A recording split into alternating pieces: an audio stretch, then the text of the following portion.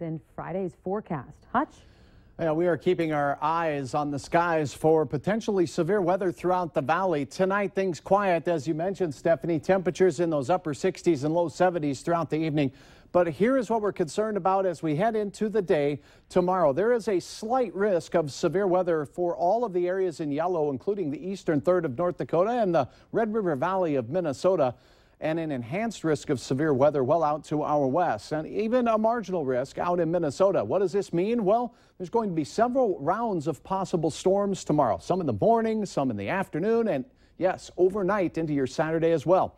Details in your hour-by-hour forecast are coming up next on when we expect these to form and where we expect them to wander. And one thing to keep in mind is to make sure you're weather aware this Friday afternoon and evening. All right, Hutch, thank you. Well, we have some new information tonight after police in Barnes County caught a man who's believed to have stolen copper from a Fargo business. We first brought you the story towards the beginning of the month after a business owner says that he discovered copper pieces worth up to $5,000 missing. The owner says Barnes County is holding Charles Russell on the warrant that he was in Minnesota for narcotics. He says Cass County still hasn't issued a warrant for Russell's arrest in the stolen copper case.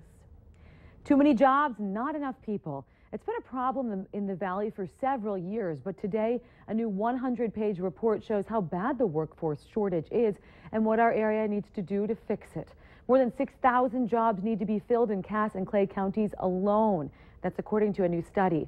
Agencies and businesses paid to have a study completed so they can fix the growing workforce shortage. The study reveals that there are about 11,000 job openings right now in an 11-county region, and that number is going to grow more than 50,000 in just 5 years. Every industry is having trouble filling positions, but the top three are healthcare, manufacturing, and information technology. The study also reveals a large amount of local people are in the workforce.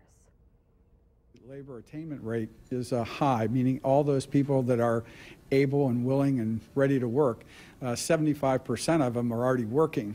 On the national average, that's in the low 60%. So I think that, it tells us that we don't have a lot of local people to draw from. We have to start doing a better job in attracting people from the outside. The study out today did not just tell us about the challenges of our area, but suggests ways to start fixing it.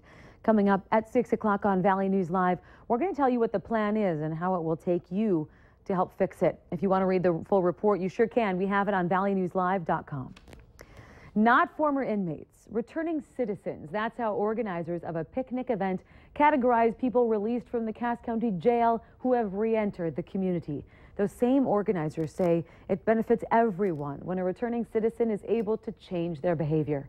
The Valley News Team's Bradford Eric joins us live from Trollwood Park for more on this. Bradford?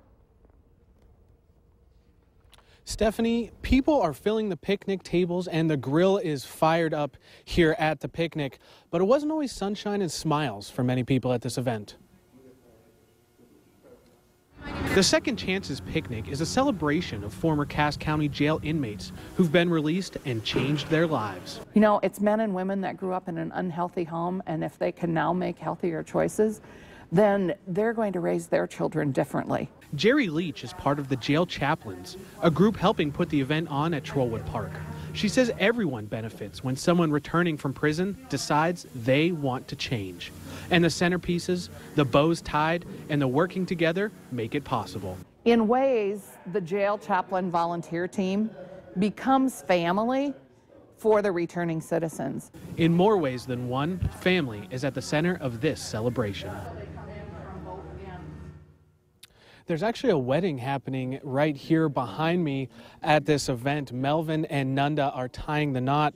Melvin, one of those returning citizens. Coming up, we'll check out what they've got going on the grill. Food and fun will stick around for only a few more hours. So if you're in the area, feel free to stop by Trollwood and grab something to eat. Reporting live in Fargo, Bradford Eric, Valley News Live. A great night to celebrate. Thank you, Bradford. Now, many people who work in the sheriff's office and jail are also at the picnic helping to celebrate second chances. An extensive street construction project planned for downtown Moorhead this summer is now pushed back until next year. Only one contractor bid on the project, and city manager Mike Redlinger says that bid is over the city's budget. The projects are on Main Avenue and Center Avenue and 8th Street. Redlinger says by the time the city and Minnesota Department of Transportation were able to get documents in order, many contractors were already booked.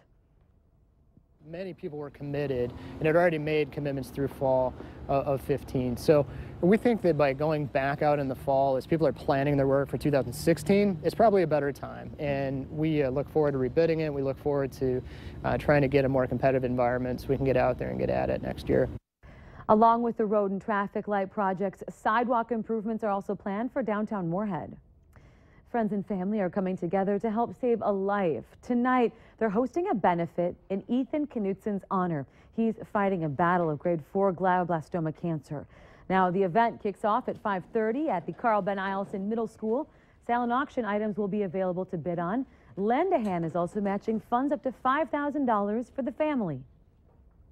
Ethan is one of those guys that touches everyone, and he does it very quietly. He's so genuine, so true that it's just wonderful to see everyone pitching in, and the amount of support we've gotten from the community for the silent auction and just cash donations has been amazing. Donations are also being taken online and by mail. For more information, head to valleynewslive.com and click on this story. Downtown Fargo is now smelling like delicious food, all thanks to Burgers, Bourbon, and Beer Fest. The event is to recognize the food and beer made in our area. 2nd Avenue North will be closed between Broadway and 5th Street starting at 7. Then the front vendors are kicking it off with live music. Fargo Monthly is putting on the event to connect the people with businesses in Fargo. You know, even though we're two different states, we're all kind of one city, if you will. So it's really just a way to kind of grow the pride amongst ourselves, showcase what's going on, and kind of give Fargo Moorhead a voice. This is a 21 and over event, and you do need a ticket to attend. They're $20, but parking in any city lot is free. If you want to enjoy the live music, tickets are $5. Still ahead tonight.